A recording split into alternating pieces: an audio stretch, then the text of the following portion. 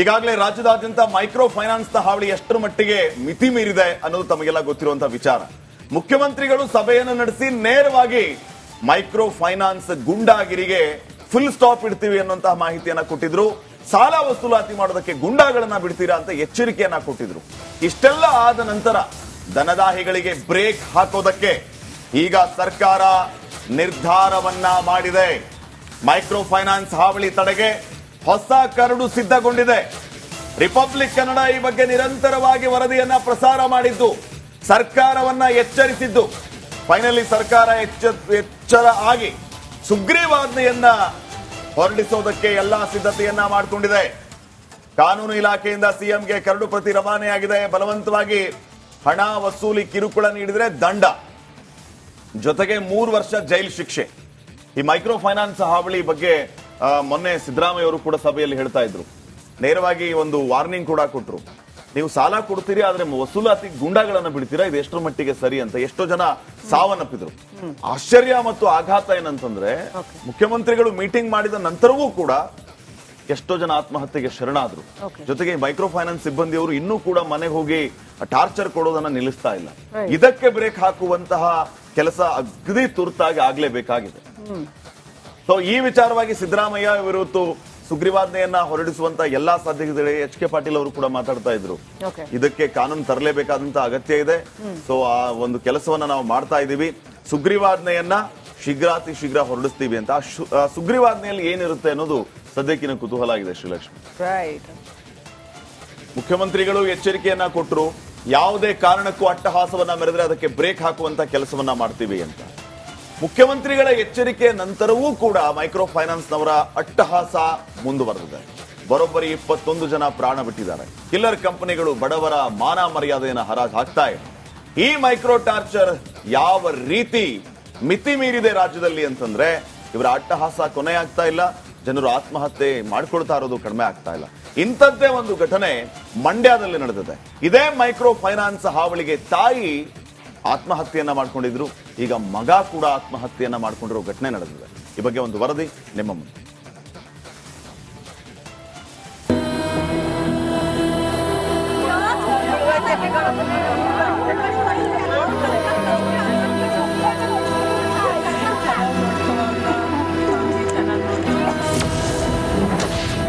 ರಾಜ್ಯದಲ್ಲಿ ನಿಲ್ಲದ micro finance ಕಿರುಕುಳ.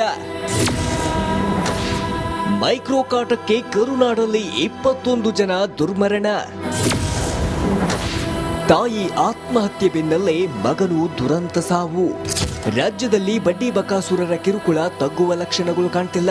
Micro finance ಕಿರುಕುಳಕ್ಕೆ ಇದುವರೆಗೂ 21 ಜನ ಪ್ರಾಣ ಬಿಟ್ಟಿದ್ದಾರೆ.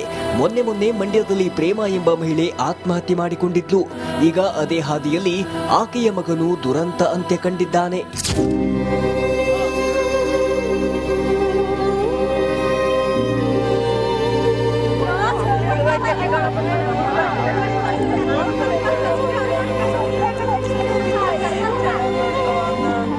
ಮಂಡ್ಯ ಜಿಲ್ಲೆಯ ಮಳವಳ್ಳಿ ತಾಲೂಕಿನ ಕೊನ್ನಾಪುರ ಗ್ರಾಮದಲ್ಲಿ ನೀರವ ಮೌನ. ರಂಜಿತ್ ಹಲಗೂರು ಕೆರೆಯಲ್ಲಿ ಕುಳಿತ ಸ್ಥಿತಿಯಲ್ಲಿ ಪತ್ತೆಯಾಗಿದ್ದಾನೆ. ತಾಯಿ ಸತ್ತ ದಿನವೇ ಆತ್ಮಹತ್ಯೆ ಮಾಡಿಕೊಂಡಿರುವ ಶಂಕೆ ವ್ಯಕ್ತವಾಗಿದ್ದು, ಕುಟುಂಬಸ್ಥರ ಆಕ್ರಂದನ ಮುಗಿಲು ಮುಟ್ಟಿದೆ. ಈ ಫೈನಾನ್ಸ್ ಪಡಂಭೂತಕ್ಕೆ ತಾಯಿ ಪ್ರೇಮಾಳನ್ನ ಬಲಿ ಪಡೆದಿದೆ. ಈಗ ಫೈನಾನ್ಸ್ನವರು ನನ್ನನ್ನು ಪೀಡಿಸುತ್ತಾರೆ ಎಂದು ಭಯಬಿದ್ದು ಕೆರೆಗೆ ಹಾರಿರುವುದಾಗಿ ರಂಜಿತ್ ಸಹೋದರಿ ಅಳಲು ತೋಡಿಕೊಂಡಿದ್ದಾರೆ. ಮೇನ್ ಕಾರಣ ಈ ಸಾಲಗಳೇ ಸರ್. ಫೈನಾನ್ಸ್ ಅವ್ರು ಬಂದವತ್ತು ಬೀಗ ಹಾಕ್ಲಿಲ್ಲ ಅಂದಿದ್ರೆ ಇವತ್ತು ನಮ್ಮ ಅಮ್ಮನಿಗೆ ಈ ಪರಿಸ್ಥಿತಿ ಗೊತ್ತಿರಲಿಲ್ಲ, ನನ್ನ ತಮ್ಮನಿಗೂ ಈ ಪರಿಸ್ಥಿತಿ ಗೊತ್ತಾ ಇರಲಿಲ್ಲ ಸರ್. ಇವೆಲ್ಲಕ್ಕೂ ಕಾರಣನೇ ಈ ಸಾಲಗಳು, ಈ ಮೈಕ್ರೋ ಫೈನಾನ್ಸ್ಗಳು.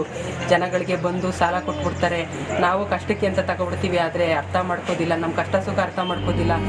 ಪ್ರಾಣಕಂಟಕ ಮೈಕ್ರೋ ಫೈನಾನ್ಸ್ ಹಾಗೂ ಖಾಸಗಿ ಬ್ಯಾಂಕ್ ಕಿರುಕುಳದಿಂದ ಒಂದೇ ಮನೆಯಲ್ಲಿ 2 ಜೀವಗಳ ಬಲಿಯಾಗಿದೆ. ರಾಜ್ಯ ಸರ್ಕಾರ ಕೇವಲ ಕಠಿಣ ಕ್ರಮದ ಎಚ್ಚರಿಕೆ ಬದಲು ಆಕ್ಷನ್ ತೆಗೆದುಕೊಳ್ಳಲಿ ಎಂದು ಜನ ಒತ್ತಾಯ ಮಾಡ್ತಿದ್ದಾರೆ.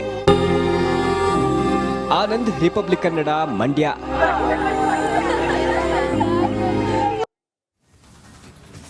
ಆಲ್ರೈಟ್, ಈ ಬಗ್ಗೆ ಮಾತನಾಡೋದಕ್ಕೆ ನಮ್ಮ ಜೊತೆ ನಮ್ಮ ಪ್ರತಿನಿಧಿ ಚಂದ್ರು ಇನ್ನಷ್ಟು ಡೀಟೇಲ್ಸ್ ಒಂದಿಗೆ ಜಾಯಿನ್ ಆಗ್ತಾ ಇದ್ದಾರೆ. ಚಂದ್ರು, ಸರ್ಕಾರ ಮೈಕ್ರೋ ಫೈನಾನ್ಸ್ ಬಿಲ್ ತಂದೇ ಬಿಡ್ತೀವಿ ಅಂತ ಇನ್ನೇನು ದೊಡ್ಡ ಹುಲಿಯ ರೀತಿಯಲ್ಲಿ ಅಬ್ಬರಿಸಿದ್ರು. ಮುಖ್ಯಮಂತ್ರಿಗಳು ಮಾಧ್ಯಮಗಳ ಮುಂದೆ ಹೇಳಿದ್ರು, ಇನ್ನೇನು ಯಾವುದೇ ಟಾರ್ಚರ್ ಇರೋದಿಲ್ಲ, ಅಂತ ಮೈಕ್ರೋ ಫೈನಾನ್ಸ್ ಕಾಯ್ದೆಯನ್ನ ತಂದೆ ತರ್ತೀವಿ ಅಂತ 2ನೇ ದಿನಕ್ಕೆ ಅದು ಈ ಹುಲಿ ತರ ಅಬ್ಬರಿಸಿದ್ದು ಇಲಿ ತರ ಆಗೋಯ್ತಲ್ಲ, ಟುಸ್ ಆಗೋಯ್ತಲ್ಲ. ಯಾಕೆ ಆ ಬಿಲ್ಲನ್ನ ತರಕ್ಕೆ ಇವ್ರಿಗೆ ಯಾರ ಹೆದರಿಕೆ? ಅಥವಾ ಯಾವ್ದಾದ್ರು ಮೈಕ್ರೋ ಫೈನಾನ್ಸ್ ಗಳ ಲಾಬಿ ಇದ್ರ ಹಿಂದೆ ಕೆಲಸ ಮಾಡ್ತಾ ಇದೆಯಾ? ಅಥವಾ ಸಚಿವರುಗಳ ಒತ್ತಡ ಏನಾದ್ರೂ ಇದೆಯಾ? ಅಥವಾ ಕಾನೂನಿನ ತೊಡಕುಗಳು ಏನಾದ್ರೂ ಇದೆಯಾ ಈ ಬಿಲ್ಲನ್ನ ತರೋದಕ್ಕೆ?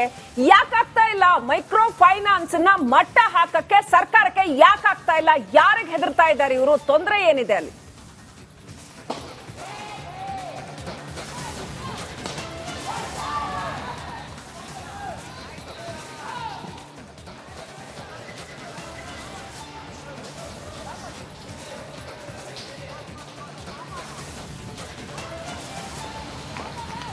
ಶ್ರೀಲಕ್ಷ್ಮಿ, ಖಂಡಿತವಾಗ್ಲು ಕಳೆದ ಗುರುವಾರ ಕ್ಯಾಬಿನೆಟ್ ಸಭೆ ಕೂಡ ನಡೀತು. ಕ್ಯಾಬಿನೆಟ್ ಸಭೆಯಲ್ಲಿ ಎಲ್ಲಾ ಸಚಿವರು ಕೂಡ ಸಿಎಂಗೆ ಸರ್ವಾಧಿಕಾರವನ್ನ ಕೊಟ್ಟರು. ನೀವು ಸುಗ್ರೀವಾಜ್ಞೆಯನ್ನ ಹೊರಡಿಸಿ ನಿಮಗೆ ಯಾವ ರೀತಿಯಾಗಿ ಬೇಕಾಗಿದೆ ಅಥವಾ ಯಾವ ರೀತಿಯಾದಂತ ಕಾನೂನನ್ನು ತಂದ್ರೂ ಕೂಡ ನಮ್ಮೆಲ್ಲರ ಕೂಡ ಸಹಮತಿ ಇದೆ, ಸೊ ಹೀಗಾಗಿ ನಿಮ್ಮ ವಿವೇಚನೆಗೆ ಬಿಟ್ಟಿದ್ದು ಅನ್ನುವಂತ ಒಂದು ಅಂತಿಮ ನಿರ್ಧಾರವನ್ನು ತೆಗೆದುಕೊಳ್ತಾರೆ. ಅದು ಮೈಕ್ರೋ ಫೈನಾನ್ಸ್ ವಿಚಾರಕ್ಕೆ ಸಂಬಂಧಪಟ್ಟಂತೆ. ಈಗಾಗಲೇ ಮೈಕ್ರೋ ಫೈನಾನ್ಸ್ ವಿಚಾರಕ್ಕೆ ಸಂಬಂಧಪಟ್ಟಂತೆ 2-3 ಸಭೆ ನಡೆದಿರ್ತಕ್ಕಂಥದ್ದು. ಒಂದು ಕಡೆ ಕಾನೂನು ಸಚಿವರು, ಗೃಹ ಸಚಿವರು ಸೇರಿದಂತೆ ರಾಜ್ಯದ ಅತಿ ಉನ್ನತ ಅಧಿಕಾರಿಗಳ ಜೊತೆಯಲ್ಲಿ ಸಭೆಯನ್ನು ನಡೆಸಿದಂತ ಮುಖ್ಯಮಂತ್ರಿಗಳು ಅದಾದ ಬಳಿಕ ಕಳೆದ ಗುರುವಾರ ಕ್ಯಾಬಿನೆಟ್ ಸಭೆಯನ್ನು ಕೂಡ ಮಾಡಲಾಗಿತ್ತು. ಸಭೆಯಲ್ಲಿ ಅನೇಕ ಚರ್ಚೆಯನ್ನ ಮಾಡಿದ್ರು. ಆ ಚರ್ಚೆಯ ಬಳಿಕ ಒಂದಷ್ಟು ಕಾನೂನು ತೊಡಕಿದೆ ಅನ್ನುವಂತ ನಿರ್ಧಾರವನ್ನು ತೆಗೆದುಕೊಂಡ್ರು. ಅವತ್ತು ಸಂಜೆ ಕೂಡ ಮತ್ತೊಂದು ಸಭೆಯನ್ನ ಮಾಡಿದ್ರು. ನಿನ್ನೆ ವಿಧಾನಸೌಧದಲ್ಲಿ ಕಾನೂನು ಸಚಿವ ಎಚ್.ಕೆ. ಪಾಟೀಲ್ ಅವರ ನೇತೃತ್ವದಲ್ಲಿ ಒಂದು ಅಂತಿಮವಾದಂತ ಒಂದು ಸಭೆಯನ್ನ ಮಾಡಿ ನಿನ್ನೆ ಕರಡು ಪ್ರತಿಯನ್ನ ಸಿದ್ಧವನ್ನ ಮಾಡಿ ಮುಖ್ಯಮಂತ್ರಿಗಳಿಗೆ ಕಳಿಸಿರ್ತಕ್ಕಂಥದ್ದು. ನಿನ್ನೆ ಮುಖ್ಯಮಂತ್ರಿಗಳು ಮೈಸೂರಿನಿಂದ ತಡವಾಗಿ ಬೆಂಗಳೂರಿಗೆ ಬಂದಂತ ಸಂದರ್ಭದಲ್ಲಿ ಈಗಾಗಲೇ ಕರಡು ಪ್ರತಿಯನ್ನು ತಲುಪಿಸಿದ್ದಾರೆ. ಆದ್ರೆ ಇಲ್ಲಿ ಒಂದಷ್ಟು ಕಾನೂನು ತೊಡಕಿದೆ ಅನ್ನುವಂಥದ್ರ ಜೊತೆಗೆ ಒಂದಷ್ಟು ಒತ್ತಡ ಕೂಡ ಈ ಒಂದು ಫೈನಾನ್ಸ್ ಬಿಲ್ ಅನ್ನ ತರಲಿಕ್ಕೆ ಬಹಳ ಒತ್ತಡ ಕೂಡ ಇದೆ ಅನ್ನುವಂಥದ್ದು ಬಹಳ ಮೇಲ್ನೋಟಕ್ಕೆ ಸ್ಪಷ್ಟವಾಗಿದೆ. ಇಲ್ಲದೆ ಹೋಗಿದ್ರೆ ಇಷ್ಟೆಲ್ಲ ಕಿರುಕುಳ, ಇಷ್ಟೆಲ್ಲ ಆತ್ಮಹತ್ಯೆ, 12-13 ಆತ್ಮಹತ್ಯೆಗಳಾದ್ರೂ ಕೂಡ ರಾಜ್ಯ ಸರ್ಕಾರ ಮೀನಮೇಷ ಎಣಿಸ್ತಾ ಇರ್ತಕ್ಕಂಥದ್ದು ಬಹಳ ಪ್ರಮುಖವಾಗಿ ಗಮನಿಸಬಹುದು. ಸೊ ಅಂದ್ರೆ ಇದ್ರ ಹಿಂದೆ ಯಾವುದೋ ರೀತಿಯಾದಂತ ಒತ್ತಡ ಇರ್ತಕ್ಕಂಥದ್ದು ಮತ್ತು ದೊಡ್ಡವರ ಲಾಬಿ ಕೈವಾಡಗಳು ಕೂಡ ಇರ್ತಕ್ಕಂಥದ್ದು ಬಹಳ ಸ್ಪಷ್ಟವಾಗಿದೆ. ಅಂದ್ರೆ ಈ ಕರಡಿನಲ್ಲಿ ಬಹಳ ಪ್ರಮುಖವಾಗಿ ಯಾರು ಕಿರುಕುಳವನ್ನ ಕೊಡ್ತಾರೆ ಅವ್ರಿಗೆ ನೇರವಾಗಿ ಶಿಕ್ಷೆಯನ್ನ ನೀಡುವಂತದ್ದು 3 ವರ್ಷಗಳ ಕಾಲ ಮತ್ತು ಜೊತೆಯಲ್ಲಿ ದಂಡವನ್ನು ಕೂಡ ಆಗ್ತೀವಿ ಅನ್ನುವಂಥದ್ದು. ಆದ್ರೆ ದಂಡದ ಪ್ರಮಾಣ ಎಷ್ಟು ಅನ್ನುವಂಥದ್ದು ಇನ್ನೂ ಕೂಡ ಫಿಕ್ಸ್ ಆಗಿಲ್ಲ. ಅದು 5,000 ಆಗಿರ್ಬೋದು, 10,000 ಆಗಿರ್ಬೋದು, 25,000 ಆಗಿರ್ಬೋದು ಅಥವಾ ಲಕ್ಷಗಟ್ಟಲೆ ಕೂಡ ಇರ್ಬೋದು. ಆದ್ರೆ ಅದು ಯಾವುದನ್ನು ಕೂಡ ಇನ್ನೂ ಬಹಳ ಸ್ಪಷ್ಟಪಡಿಸಿಲ್ಲ. ಸೊ ಈ ಕರಡು ಪ್ರತಿಯನ್ನ ಸುಗ್ರೀವಾಜ್ಞೆಯ ಮೂಲಕ ಒಂದು ಬಿಲ್ ಅನ್ನ ರಾಜ್ಯಪಾಲಕ್ಕೆ ಕಳಿಸ್ತಾರೆ. ರಾಜ್ಯಪಾಲರು ಆ ಒಂದು ಬಿಲ್ ಅನ್ನ ಒಪ್ಪಿ ಅಥವಾ ಒಂದಷ್ಟು ಸಜೆಷನ್ ಕಳಿಸಿ ವಾಪಸ್ ಕಳಿಸಿ ಅದನ್ನ ತಿದ್ದುಪಡಿ ಮಾಡುವಂತೆ ಕೂಡ ಸಲಹೆಯನ್ನು ಕೊಡಬಹುದು. ಅಥವಾ ಸರ್ಕಾರದ ಏನು ನಿರ್ಧಾರವನ್ನು ತೆಗೆದುಕೊಂಡಿದೆ ಮೈಕ್ರೋ ಫೈನಾನ್ಸ್ ಬಿಲ್ಗೆ ಸಂಬಂಧಪಟ್ಟಂತೆ ಕಾನೂನು ಕ್ರಮವನ್ನ ಅದನ್ನ ರಾಜ್ಯಪಾಲರು ಅಂಕಿತ ಹಾಕಿದ್ರೆ ನಿಜಕ್ಕೂ ಅದು ಅಧಿಸೂಚನೆಯಾಗಿ ಹೊರ ಬರುತ್ತೆ. ಅಂದಿನಿಂದ ಈ ಒಂದು ಕರಡು ಪ್ರತಿ ಅಥವಾ ಸುಗ್ರೀವಾಜ್ಞೆ ಏನಿದೆ ಅದು ಅಂತಿಮವಾಗುತ್ತೆ. ಅಂದ್ರೆ ಯಾರೆಲ್ಲ ರಾಜ್ಯದಲ್ಲಿ ಮೈಕ್ರೋ ಫೈನಾನ್ಸ್ ಅನ್ನ ಕೊಟ್ಟು ಕಿರುಕುಳವನ್ನ ಕೊಡ್ತಾರೆ ಅಥವಾ ಮನೆಗೆ ಬಾಗ್ಲಿಗೆ ಬಂದು ಅವಮಾನಿಸ್ತಾರೆ ಅಥವಾ ಗೂಂಡಗಳನ್ನ ಕರೆತಂದು ಹಲ್ಲೆ ಮಾಡುವಂತದ್ದು, ಈ ರೀತಿ ಎಲ್ಲದಕ್ಕೂ ಕೂಡ ಕಡಿವಾಣ ಬೀಳುತ್ತೆ ಅನ್ನೋಂಥದ್ದು. ಆದ್ರೆ ರಾಜ್ಯ ಸರ್ಕಾರ ಕಳೆದ 2 ವಾರಗಳಿಂದ ಸಭೆ ಮೇಲೆ ಸಭೆಯನ್ನ ಮಾಡ್ತಾ ಇದೆ, ಇನ್ನೂ ಕೂಡ ಮೀನಾಮೇಷ ಎಣಿಸ್ತಾ ಇದೆ. ಈಗ ಕೇವಲ ಕಳಿಸಿರ್ತಕ್ಕಂಥದ್ದು ಕರಡು ಪ್ರತಿ ಅಷ್ಟೇ. ಅದನ್ನ ಮುಖ್ಯಮಂತ್ರಿಗಳು ಒಪ್ಪಬೇಕಾಗಿದೆ. ಅಂತಿಮವಾಗಿ ಅದನ್ನ ಮುಖ್ಯಮಂತ್ರಿಗಳು ಒಪ್ಪಿ ಯಾವ ರೀತಿಯಾದಂತಹ ನಿರ್ಧಾರವನ್ನು ತೆಗೆದುಕೊಳ್ತಾರೆ ಅನ್ನೋದು ಬಹಳ ತೀವ್ರ ಕುತೂಹಲ ಇರ್ತಕ್ಕಂಥದ್ದು. ಬಹುತೇಕ ಒಂದು ವೇಳೆ ಇವತ್ತೇ ಮುಖ್ಯಮಂತ್ರಿಗಳು ಆ ಕರಡು ಪ್ರತಿಯನ್ನ ಒಪ್ಪಿದೆ ಆದಲ್ಲಿ ಇವತ್ತು ಸಂಜೆ ಅಥವಾ ನಾಳೆ ಸಂಜೆಯೊಳಗಾಗಿ ಈ ಒಂದು ಬಿಲ್ ಕೂಡ ರೆಡಿ ಆಗುತ್ತೆ.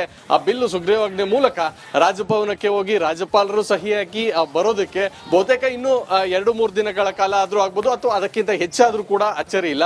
ಸೊ ಹೀಗಾಗಿ ರಾಜ್ಯ ಸರ್ಕಾರ ಯಾವ ರೀತಿಯಾದಂತ ನಿರ್ಧಾರವನ್ನು ತೆಗೆದುಕೊಳ್ಳುತ್ತೆ ಅನ್ನುವಂಥದ್ದು ಬಹಳ ಕುತೂಹಲ ಇರ್ತಕ್ಕಂಥದ್ದು. Srilakshmi, right, thank you Chandru ಡೀಟೇಲ್ಸ್ಗಾಗಿ.